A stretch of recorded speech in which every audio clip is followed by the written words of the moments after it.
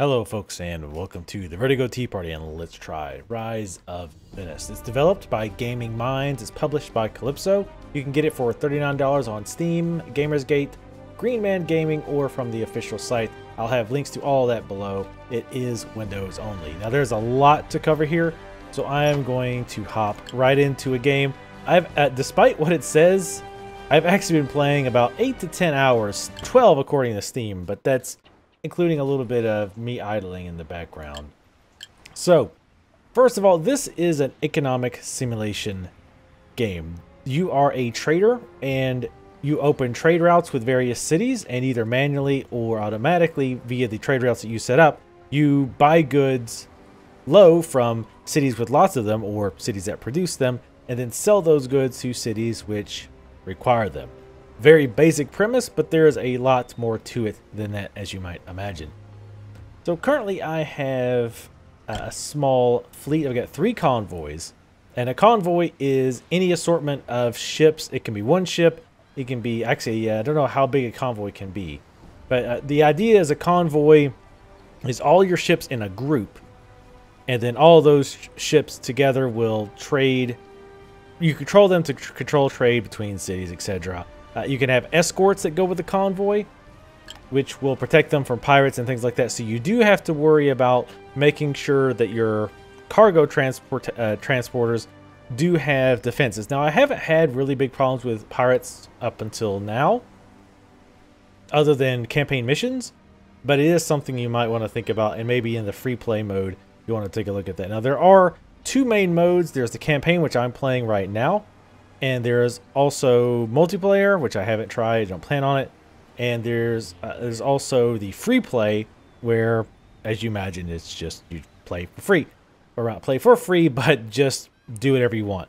Now in the campaign, the idea, and it states this when you start the campaign, is that it teaches you how to play so that you should play the campaign first. My number one gripe with this game, my biggest gripe with this game, and you're going to hear me say it a lot because a lot of my faults, a lot of the faults that I have with this game go back to this. It does a very poor job of teaching you how the game works. It teaches you the basics, but there's a lot of things that are there that make no sense or are not explained to you at all or very briefly glossed over. For example, Venice, my popularity in the city is only 23%, despite that's where I started off. Now, when you trade with Venice, or if you give Venice goods and that they are low on, for example, if I had a bunch of grain, this is the grain, they've only got 290, and these bars indicate how much they have versus how much they need. So 4 red bars is bad. It's like, we need a lot of grain. 1 bar means, well, we've got some, but we could really use more. 2 is like, okay, we're doing all right. 3 is, we've got a pretty darn good bit of this. And 4 is, wow, we are jam-packed with this good. So it gives you a quick, at-a-glance idea of how much goods a city has and what goods they need, so that you can go buy them and sell them to them. Well, when you sell items to a city, and they have 1 bar, only have 1 bar or less of that item, you get popularity in the city. 2 problems. 1, I have no idea what I don't know all the benefits of popularity. Some buildings you have to have certain popularity to build, and we'll get into the town building sections here in a bit. But other than that, I honestly don't know what it does. It also degrades over time, which they don't tell you. So if you don't keep trading constantly, this goes down, because I've gotten this up to like 60 or 70%, and it's right back down to 23%, which is quite frankly pretty annoying that it keeps dropping so much. But that tends to happen, especially with it being up here and a lot of my trade partners being down here. So let's go ahead and show you the basics of a trade. Let's grab one of my convoys here. You can name your convoys. This is the Stark convoy, and this is the Targaryen convoy. Yes, I named them after Game of Thrones. Don't have a problem. Hope you don't have a problem with that. Let's go ahead and pick trade. So here's the trade window. Now, obviously, you can only trade if you have a convoy in the harbor. Right now, you can see what I have on my ship. I've got 63 wood, 129 fruit, 238 pottery, etc. Now, if you look to the left, you can see some of these items have a gear next to them. That means that this city produces that good. Cities can only produce up to 5 items. I think they all produce 5 items exactly. More often than not, you will not want to sell them items that they produce, because usually they'll be at least 2 bars. You don't want to sell when they're at 2 bars, because this game does work on supply and demand. So the more you sell to them, the less they'll want it. So for example, let's look at pottery. I've got 238 and they're in the red. They need more pottery. So let's start selling. Right now, we can sell it to them at 132. So we're going to keep selling them. All right, now you see, as we get to about 18, which is below my cursor, 18 units of pottery, the price down, because they're starting to need it less. You have 1 bar of it. But if I keep trying to sell it, it keeps dropping and dropping and dropping, because they're like, okay, all right, we're good with the pottery. All right, stop with the pottery. We've got more pottery than we could possibly ever need. So more often than not, you're going to want to find the max price, sell until it starts to drop, and then just stop. I finally did find a shortcut key for that. If you are wondering, I can press this to sell, and if I press A, it will push it to the sell to the max at that price level. So as you can see, I can only sell 100. I keep wanting to call them lemons. 100 fruit for 12 fruit for the max price of 100. Now, if I wanted to buy, I can hit D or right. For you WAS players, you know exactly what I'm talking about.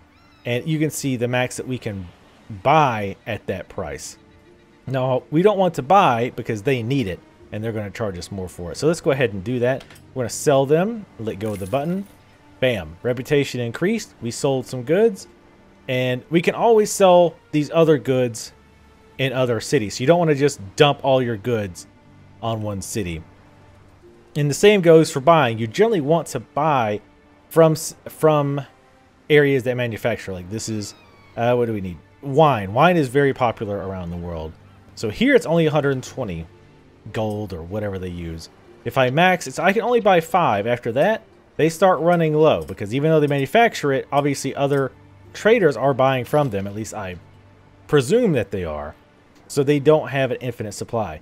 Now there are cases where you'll want to take a look, because I have seen cases where they were producing a good, but they were very, very low. Like they had zero green bars. So I actually sold them some of the goods that they were producing, because I don't know if they just oversold or if they had a drought, because you can have droughts, fires, things like that that will affect the city and will affect what goods they have on hand.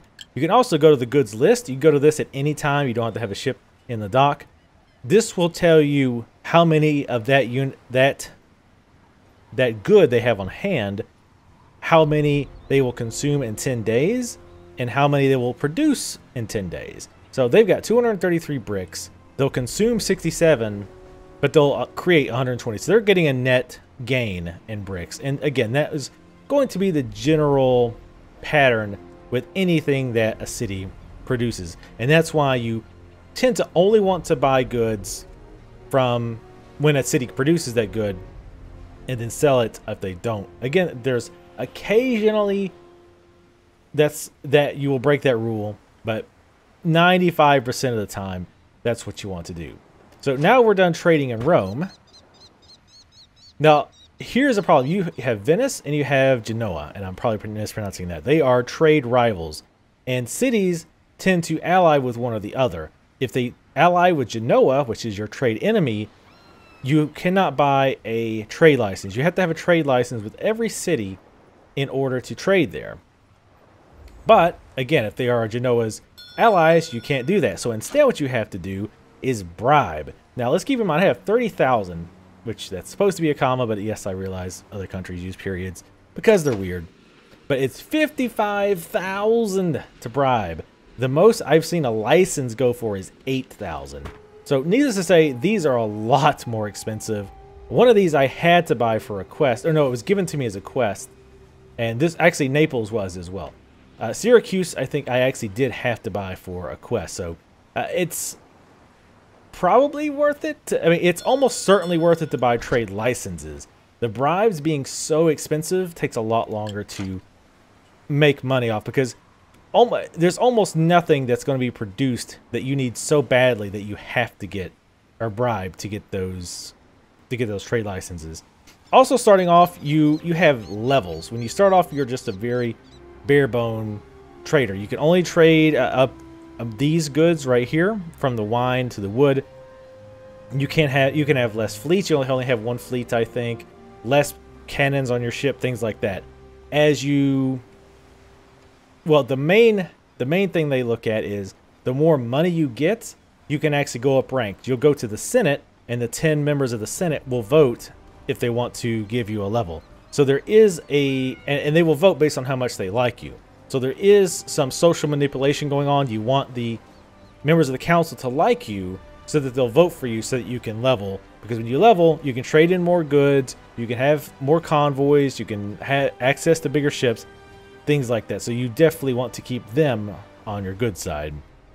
So now we're in Syracuse. So again, just to kind of give you an idea how trading works, what I'll do is I'll pull in and I'll say, okay, well, they don't have much wood. And I'll select it and say, okay, I'm selling all my wood. And let's see, what else do I have? We got fruit. They only want a little fruit. That's fine. Pottery. They actually need pottery pretty badly. I've got a little bit of honey here. I can sell that to them. Now they produce grain. Grain is useful in a lot of places, as you can imagine. So we'll buy as much of that as we can at the minimum price. Oil is another thing that I find sells very well. Wine is yet another. Some things don't. Pottery, bricks. I mean, sometimes hemp is hit or miss. There's some cities in particular that will use a lot of hemp. They've apparently passed the 420 laws, I suppose. They also produce metal. Metal's another one of those that I won't buy a lot of. Sometimes just because you can buy, let's say, 32 of these at that price, doesn't mean you want to. Because again, I don't have a lot of cities on my trade route that are desperately needing metal. So I might just buy 25 instead. You also, of course, have limits on how much you can carry, which is why one of the reasons you want more ships in your envoy, because that is going to be more space. So again, I've picked up a bunch of stuff from there. Let's go ahead and we'll go over to Tunis. And while the Targaryen fleet is going over to Tunis, we will check. Oh, we have a ship in the anchor. We have a ship at a harbor. Or rather a convoy. I should say convoys, because it mostly deals in convoys. And that's confusing to me because in two of my convoys I only have one ship. So anyway, these buttons here, convoy at anchor, convoy at sea, you can click on these to cycle through your various ships and convoys. And this is just a list of all the cities and all the convoys.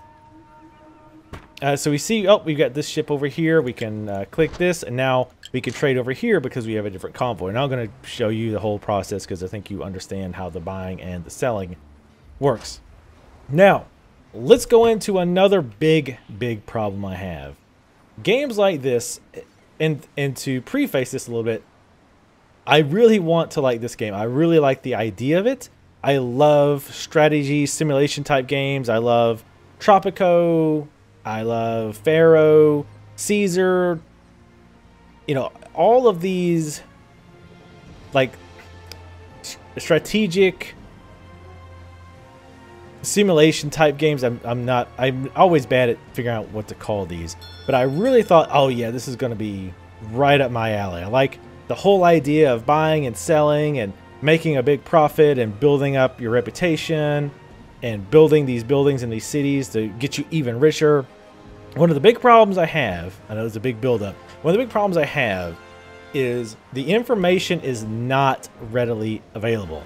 So let's say I've got a lot of wood, and keep your comments to yourselves. Just say I have a lot of wood.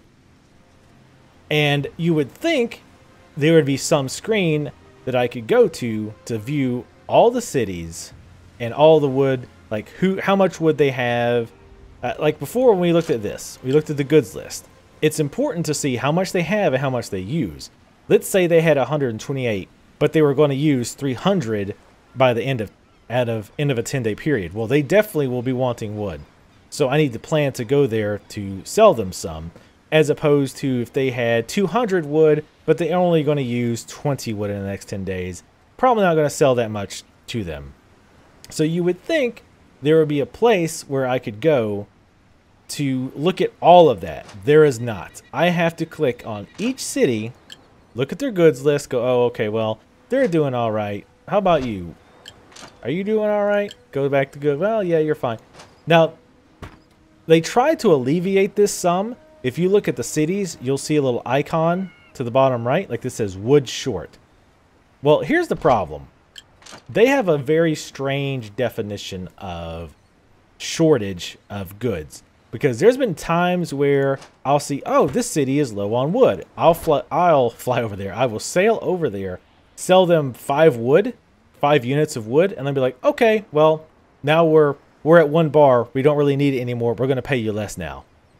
That's not a shortage. That means they kind of sort of need it. When I think shortage, I'm thinking it needs to be worth my while to go over there. Selling 5 units of wood, not worth my while if I'm going out of my way to do it, and it's just not on the normal trade route anyway. I think they're set up to always show whatever they're short on. And as you can see here, using the same city as an example, it's probably percentage-wise based on how much they have versus how much they're going to use. It's probably what they're shortest in, but they're not short of wood. Does that make sense? Like this, look at this, like tools. Well, metal tools. They have only 7, but they're going to use 15. Why not show tools instead of wood? I don't understand that. That seems. And look, here's bread. They have 0 bread, but yet they're going to use 30. Why not show this? Why not show clothing? I don't understand the logic, and I also don't understand the logic of why not give me something to look at all this at once instead of having to go to each city and click it. I even made a spreadsheet to keep track of what city produced what good. I started to write down, okay, this city seems to run out of fruit a lot. This city seems to run out of metal a lot. So I was making a handwritten list of items that all these cities tended to need, but I mean, that might change over time. Another thing I don't know is if other traders affect, and like how much effect they have. So is this game smart enough to go, oh, this city is really lacking cloth, so more traders start selling it? Or is it just like, are all these, because all these little other blips, these little white blips, are other traders? How much effect do they have on the game realistically? I honestly do not know. So let's start looking at the city building aspect. We'll look at Venice over here. Venice does have a little warning message, storage costs.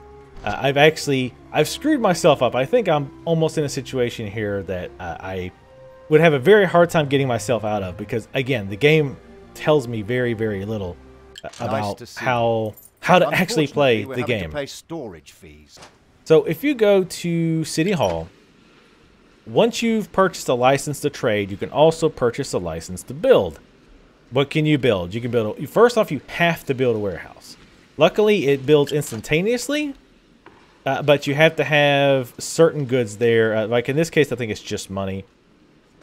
But let's say if I wanted to build a large shipyard, I would need 80 wood, 160 bricks in the city, 10 tools, 26,000 gold, and it would take 20 days to do that. And you can click on the various buildings. It'll tell you what they're good for, which is good. It does explain it in that sense. But I wish the game did a better job of kind of pushing you to build buildings, because honestly, I spent the first 6 hours mostly doing manual trading. By that I mean manually clicking on a port, taking my fleet there, buying and selling like I did earlier, going to another city, doing the same thing, going to another city, doing the same thing, which, as you can imagine, gets pretty boring and tedious because there's no strategy involved in that, other than the absolute basic strategy of sell what they need, buy what they have too much of. And I don't really know how in-depth of a strategy that is. So I think the buildings are supposed to play a bigger part, and they did have a mission that said, oh, hey, build these buildings so you can produce your own stuff. But it was kind of a one-off, and it wasn't really pushed that, you know, this is a big part of the game. This is something that you should be doing. It also doesn't help that, again, there's no overview. There's no like spreadsheet that says, here's where you're making money. Here's where you're losing money. This is what's making you a lot of money here. For example, Venice. Venice is producing... Nice to see you. Unfortunately, we're having to pay storage fees. That's fine. We're producing so much that I've run out of storage, which is one reason I think I'm hurting myself a little bit. So you can build these buildings in this city. You can build a fruit yard, a salt mine, oil mill, a glassworks, a weaving mill, and a tenant. So you can actually build houses for people that you can rent out to in each city. And as you can imagine, these buildings produce various goods, and you can create multiple buildings. You can also buy out other people's buildings, which I think is a cool, I could see really cool strategies with that. I haven't got to practice them, yet. But for example, let's say I really start pumping out salt. Like I built a whole bunch of salt buildings, so much that now salt is not selling worth a squat because we have so much. Theoretically, I would like to see that cause the prices of competing buildings drop, and then I buy them out, and then I start destroying some of my salt mills. That way we're back to producing not much salt, and therefore increasing the price of salt again. See, stuff like that, I would love that, and maybe that's possible. I just haven't got to that part, because again, even after play like 10 hours, I'm still feel like I'm groping in the dark. And again, I don't want to put horrible pictures in your head, but so I think this is a big part of it, is building the buildings, which I really like. I like the idea of, you know, you're getting so rich, you're building your own production facilities and picking those up and selling those goods in other cities. I like that. But here's another thing that I don't understand, that has not been explained yet and seems pretty important. You have a steward in the warehouse. You can choose this option to buy goods. The option says the steward will buy all goods available in the town as long as their price is under the indicated price. 100% equals production price, and it doesn't raise your storage costs. Now, this sounds good because I want to buy goods that are what I would assume to be the production price. In other words, if you go back here, we're producing lemons. And by the way, here's another thing I don't like. A lot of these numbers are pretty much one or the other. You either have the price of a good if it's being produced there, or you have the price of a good if it's not being produced there. Every city that produces fruit, is, as long as they have it 2 bars, it's always 60 gold. And every city that needs fruit will always be buying it at 100. Again, until you sell enough so that they have 1 bar or 2 bars or whatever. So, I mean, that, in one hand, that kind of makes it easier. On the other hand, it does feel kind of gamified, if you will. But anyway, so again, my assumption, because it's not been explained in the game at all, the production price of, say, fruit is 60. So there's 534. The city has 534 units of fruit. So theoretically, oops, wrong one. Nice. So theoretically, my steward should be buying it because it's being sold at 60 gold. However, he never buys anything. All the stuff that's in my storage is stuff that I've produced. As you can see, I'm making way too much salt. I went a little overkill on the salt. But, so I don't understand what's the production cost. I have no idea. I don't know what they consider the production cost. And this seems important because if I want to automate some of the stuff, because frankly, just clicking on the bars gets really boring and tedious after a while. I want to focus on other things. So once I've got a warehouse going and a steward, I want to say, hey, look, if you see this good at the minimal cost, the 60 gold, buy it until it's no longer 60 gold, just like I do, except I want you to do it automatically, and I want you to put it in my warehouse, because my convoy, my automated convoy, which I have set up, which I'll show you in a second, will come by and pick up whatever goods are in the warehouse and then take them to other cities to sell. But that doesn't happen. The only goods that ever go into my warehouse are now one other thing that I do realize as I said that is unfortunately it did note in here that it will not buy them as long as it would incur me more storage costs, and I'm full storage here. But I want to point out that it was doing that way before I was even close to filling up the warehouse. So that's not the problem. I don't know what it is, but, and see, I even put it up to 105%. Just to, well, maybe it has to be just a little over. But anyway, so let's show you the trade route here. This ship, you can tell, is on a trade route because the little blue flag has got a coin on it. So we can click on them. That's the Lannister fleet. And let's click on the trading route. And let's do the edit cities. This way you can, well, that's that one. There you go. Now you can see my trade route. I basically go all the way from Athens, go all the way to Venice, and back around, hitting pretty much all the cities that are en route. The idea, again, being that he buys whatever that city produces at cheap cost and sells whatever they want at the expensive cost, moves on to the next dock, does the same thing. Again, what I was doing earlier, but this way, it's automated. But he doesn't do that. Again, but it's not his fault because the items aren't being put into my warehouse properly, and I don't know why. I don't know if it's possible. Maybe it's supposed to be doing something else. I don't know. But what he does do is he will pick up the items we put in the warehouse, which, again, are items that I've produced in that city because I have the correct buildings, and then he will take them off. I'd like to see, where did he go? Is he down here? Let's escape out of that. No. Your captain also has, how do I get out of that? There we go.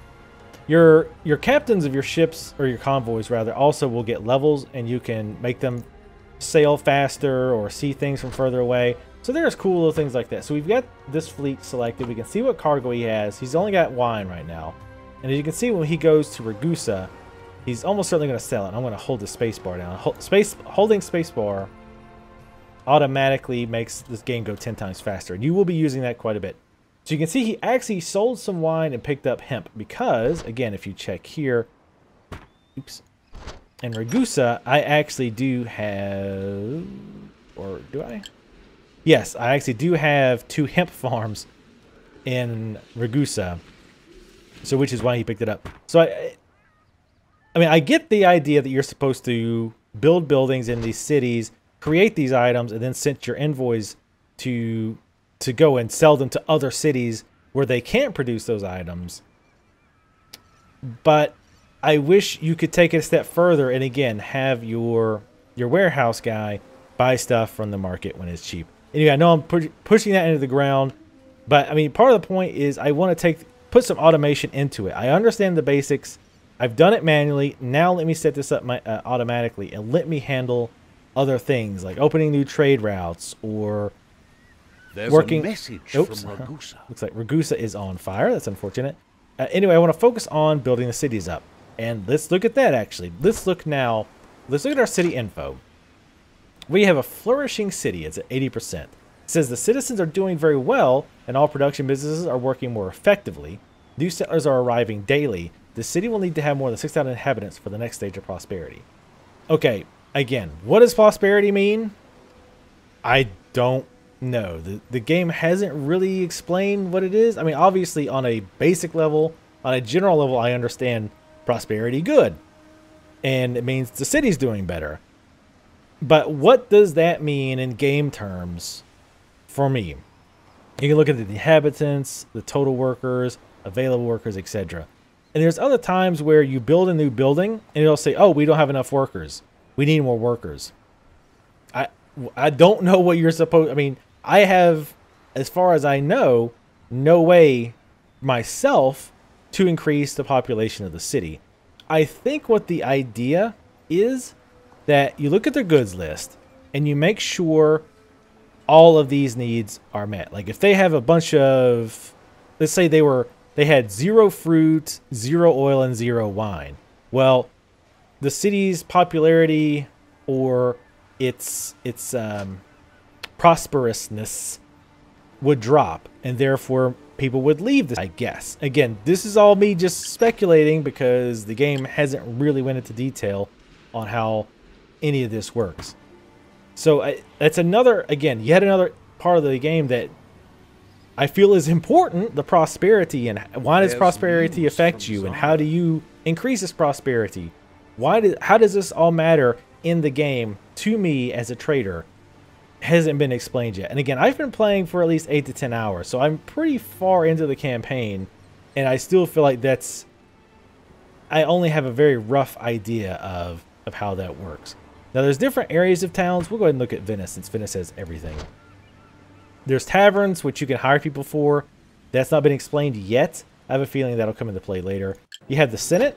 These guys are the ones who are going to vote for you when you try to get a level up. Now, my father actually just got put into the Senate, so he's an automatic level up. This blue star shows that I'm on a mission. Sometimes these guys will give you missions, and it behooves you to do them because they will like you more, which will increase the chances they will vote for you, which is, of course, always good. Let's see. We're just going through here quick. Arsenal. This is where you can build ships. Now, there is ship battle, but quite frankly, I find it incredibly annoying. That could be me. I don't really like the whole naval battles thing, period.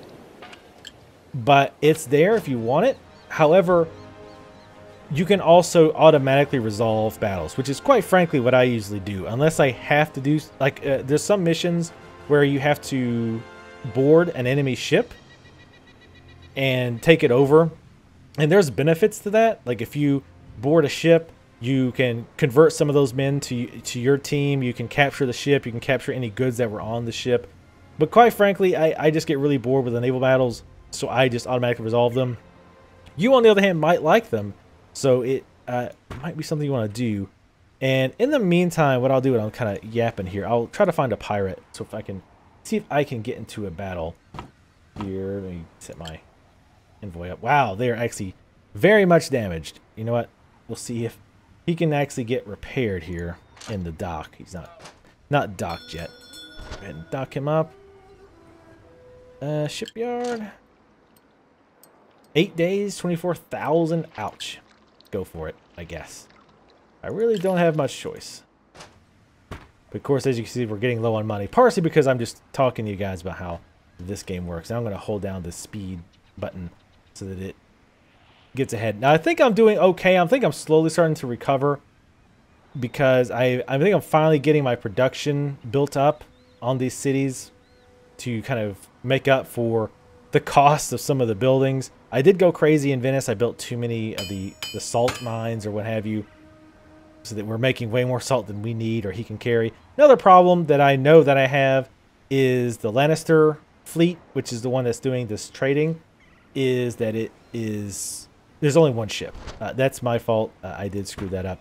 It needs ships badly, but I keep having money problems, so I can't buy ships. But I only have one ship, so I'm not making any money. See how that all kind of ties together. Let's see if we can find us a pirate. But yeah, like I say, I say again, one of the big problems, and it just blows my mind that it's not there. And I've looked for it several times, and maybe it's there and I've missed it. But it just blows my mind that there is not some kind of... I told this guy I would build something in another city, and I just didn't bother since I was doing this. You can get... Various cities will give you certain missions, and they will give you rewards like money or... Actually, it's usually just been money. Or general prestige with the council. Killing pirates also gives you prestige with the council. Sorry, I'm trying to find a pirate just to at least give you an idea of how this works. As a side note, and this might seem kind of random, was that I could not... There was no option to run this game in windowed mode. And honestly, it's 2013. At this point, we really should be getting options to run games in windowed mode. I was able to actually get it in the windowed mode by doing Alt-Enter. But originally, that actually made it freak out really badly. But it did finally work. That might be a pirate. No, I don't think it's a pirate. Take a look at Zara. Okay. See, sometimes that happens. The guy will say, oh, you have a message in Venice, or take a look at Zara. I'm like, okay. And then I look and I'm like, why did you want... Strangely enough, things could hardly be better. See, everything's fine there. Like, what? Why did you want me to come here? There's no quests. Like, I honestly have no idea. Is it because the prosperity is stagnating? My popularity is at 100%. It's like, why did you want me to look over here? So, again, it just seems like there's some parts of this game that were a little rushed, a little unfinished. I've seen some oddities. But let me try one more. Take a look here over here for pirates. Early on, the game is also very slow. It entirely consists of you going... See, that's not a pirate. That's just someone from this area. And I don't think they like if you just randomly attack them. But I probably couldn't catch up to them either. No, damn. But yeah, the beginning is very, very slow because it entirely consists of you doing what I was doing earlier, manually trading with cities, buying what they produce, selling what they don't produce. You're going from city to city. Now, and here's another problem with that makes it go even slower.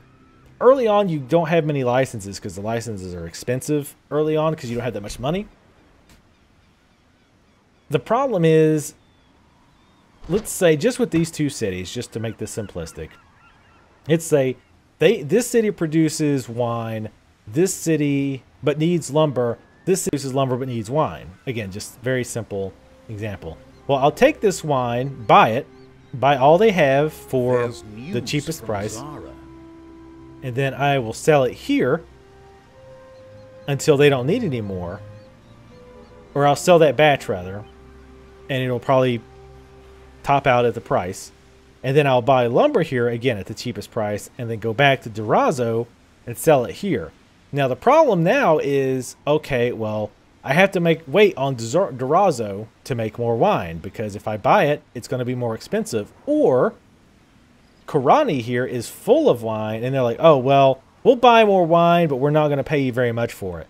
So you run into a situation where it's like, oh, well, now these cities are good and don't need any of those goods that I'm shipping. So it hits kind of a dull point. When you open up new cities, you can make a ton of money because they're not getting as much as they really needed.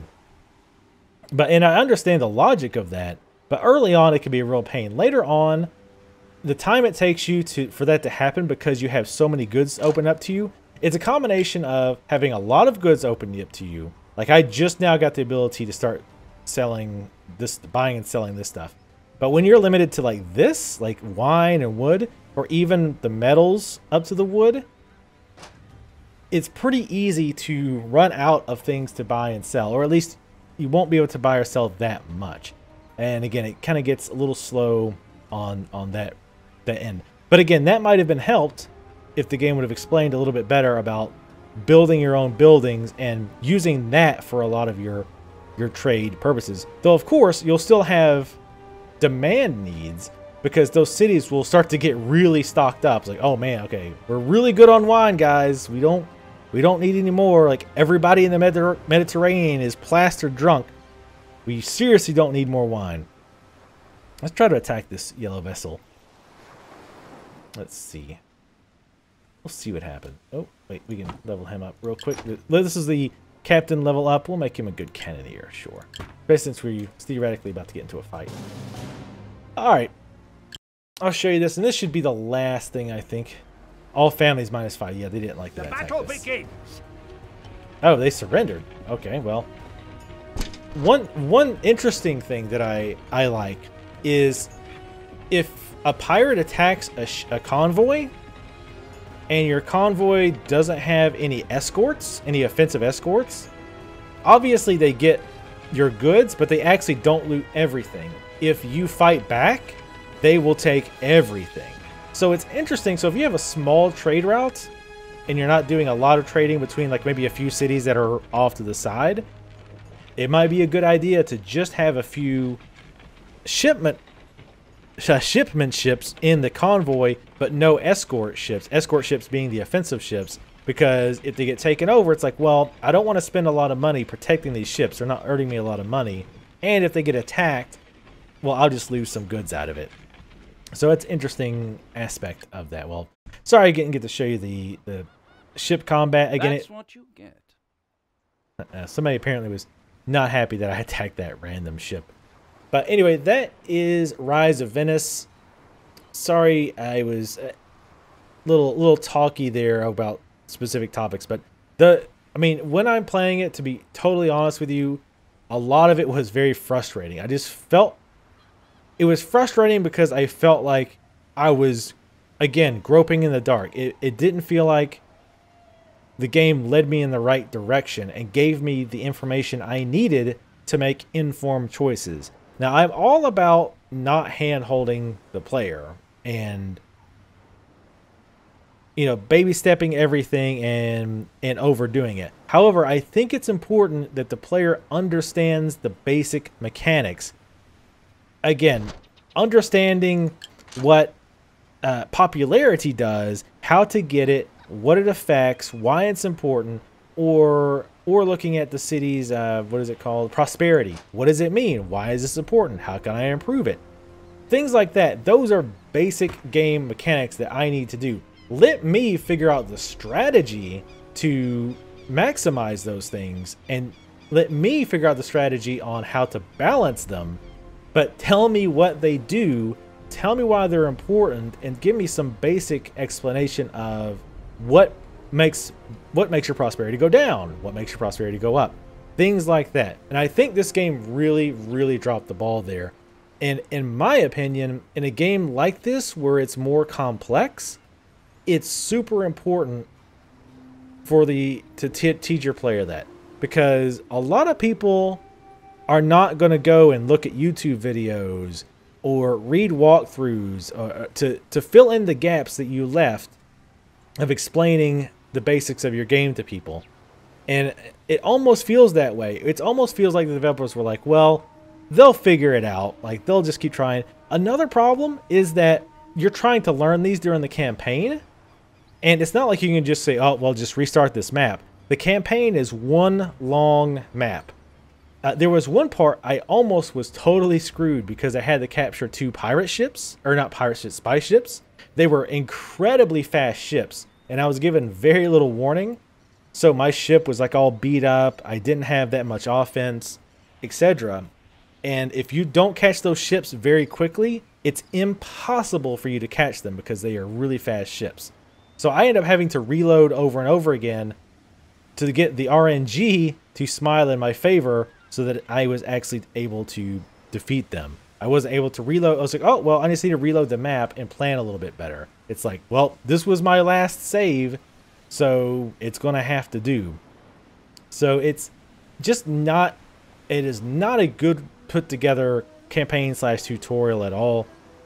And it just leaves the player kind of scratching their head thinking, what the hell am I supposed to do? And I actually did read other people had the same problem. So it's not just me being a bit slow.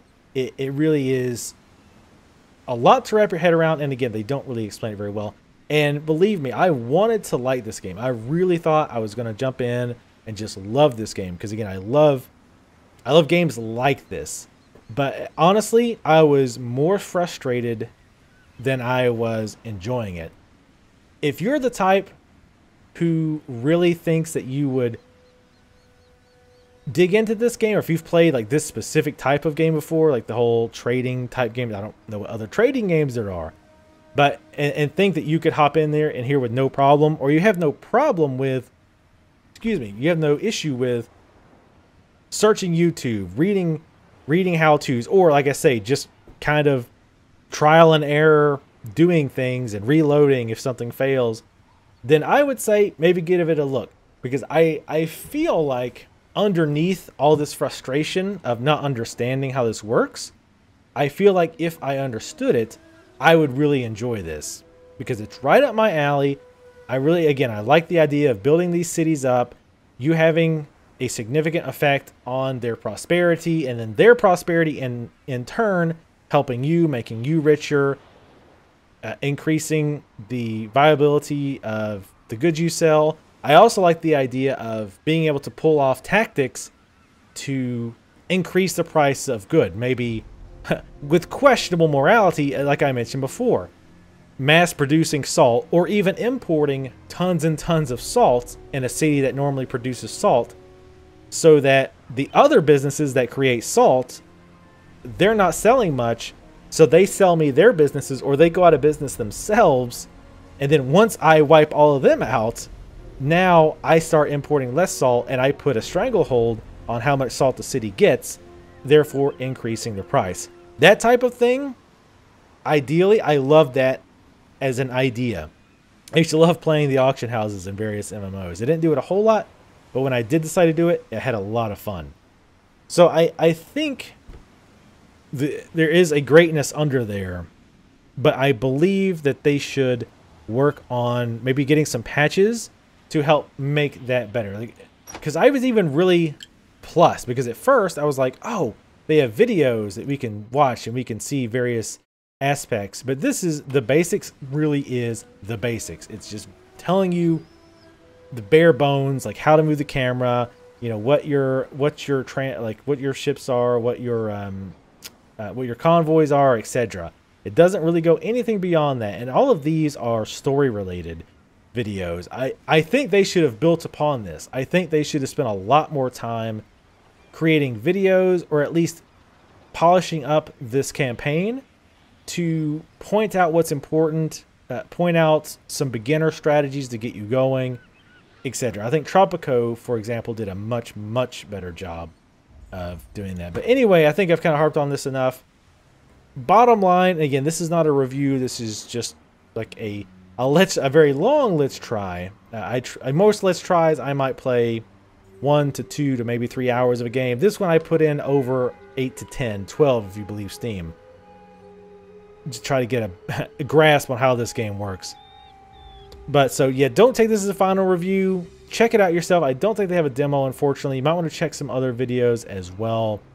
Again, I think there's a good game here. I don't think the game is bad. I think it just, one, does a bad job of teaching you how to play it, and I don't like the fact that there's not an easy to look at like ledger or city listing that shows me all the cities I have trade negotiations open with, and showing me what goods they need, what goods they have, etc., etc.